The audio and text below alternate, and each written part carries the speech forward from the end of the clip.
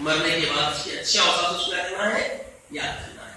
تو جب بھی ہم جنازہ دیکھیں تو یہ اٹھنے کا جو اب تک عمل تھا اب ہم نہیں اٹھیں گے، بیٹھے رہیں گے.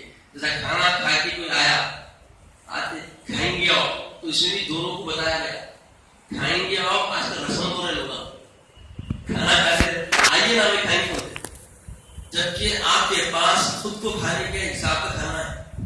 ایسے موقع پہ آپ کا کئی دعوت دینا نہیں ہے. کھانے کے لطف میں محدود ہوں تو رسمن کھائیں گے آپ بولنا کیا ہے؟ منع ہے. آپ آخر کھلانے کے من میں ہیں تو آپ اس کو دعوت دینا، اور دعوت دینے کے بعد جس کو دعوت دی گئی اس کے پیٹ میں بھوک ہے تو اخلاقی طور پہ نہیں بارک اللہ نہیں بولنا ہے، اس کو فوری کیا کرنا ہے؟ ابھی آیا ہو کہ ہاتھ کر کے بیٹھ جانا ہے. تو میں دیکھا جو اس پہ عمل کرتا ہے اس کو تو برا سمجھتا، جو یہ شریعت کا عمل ہوتا ہے کھانے پینے کا، کیونکہ ضمن جنازے کو اٹھنے کا جو مزاج ہے ویسے ہی یہ بھی چیز دکھتی دیکھنے میں لوگوں ہے نا. ارے دیکھو کھینچ کر رہے بیٹھ کے، میں گھر کو گیا تو کھانے آؤ نہیں بولے، کھانے ہائٹ میں بلا نہیں بلا کے کچھ شرمندہ نہیں ہونا ہے اللہ کے پاس. اللہ رسول کی تعلیم یہ ہے کھلانے گھر میں ہے، کھانے آؤ بولنا ہے. کھلانے کی نیت نہیں ہے، گھر میں کھانا نہیں ہے تو زبردستی کی رسم کھانے آؤ بولنا نہیں ہے. تو بہت سارے لوگ یہ دیکھنے میں آیا کہ کھانے کے ٹائم اتفاق سے آیا تھے نہیں بلایا تو کھانا کھانا نہیں بلایا، کتنی کی ناراضگیاں بڑی بڑی آ گئی. اور بعض ایسے ہوتے ہم چلے گئے شکم سے گھر سے ہو کے نکلے اور رمضان نے دینا افطاری کھا کے کھاتے دے دینا، افطار میں دے دے، نماز کے بعد دے دے کر کے فل برابر ہے. تراویح کے بعد کسی ملنے چلے گئے، ارے کھائیں گے آپ نہیں بھائی بارک اللہ پیٹ بڑھاؤ. بھائی میں اتنا بلایا محرا کو نہیں بھائی، اپنے آپ کو پیسہ دیا تو اللہ میں کیا سمجھ رہے ہم دعوت کھانے میں نہیں آواز. یہ جو بدگمانی ہے یہ گناہ ہے، یہ ترتیب زندگی کی. جب آپ کا پیٹ بھرا ہوا ہو تو کیا کرنا ہے؟ کھانا کھانے نہیں بیٹھنا ہے. اور اگر بھوک ہے منع بھی نہیں کرنا ہے. کوئی 100 وقت بھی آپ کو بول دیا کھانے آؤ تو بھی آپ کھانے کی ضرورت نہیں، یہ اختیار ہے آپ کا.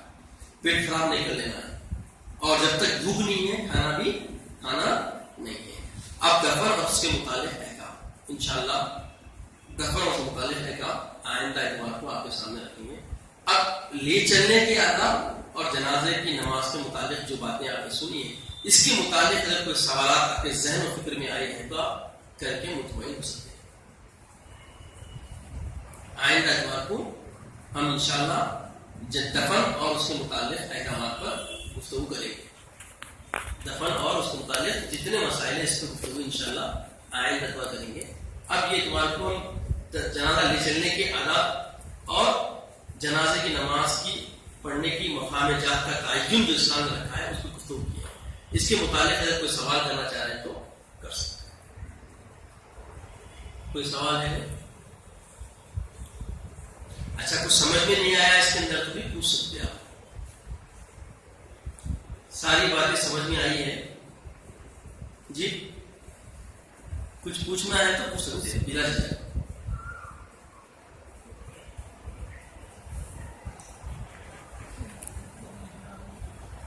جی ہوں سر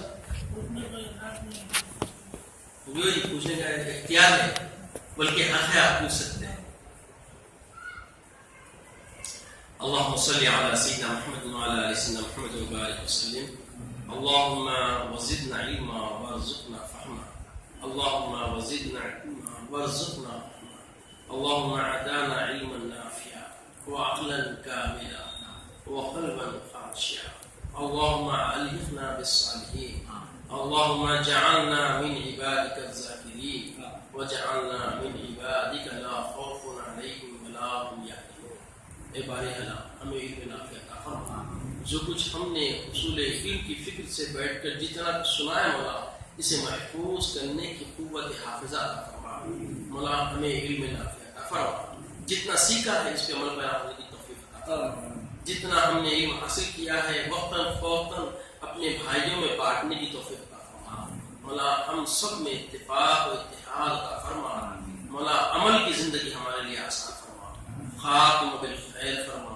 وقت نذاکر میں طیبہ عطا فرما. عزت کی اسلام کی زندگی عطا فرما.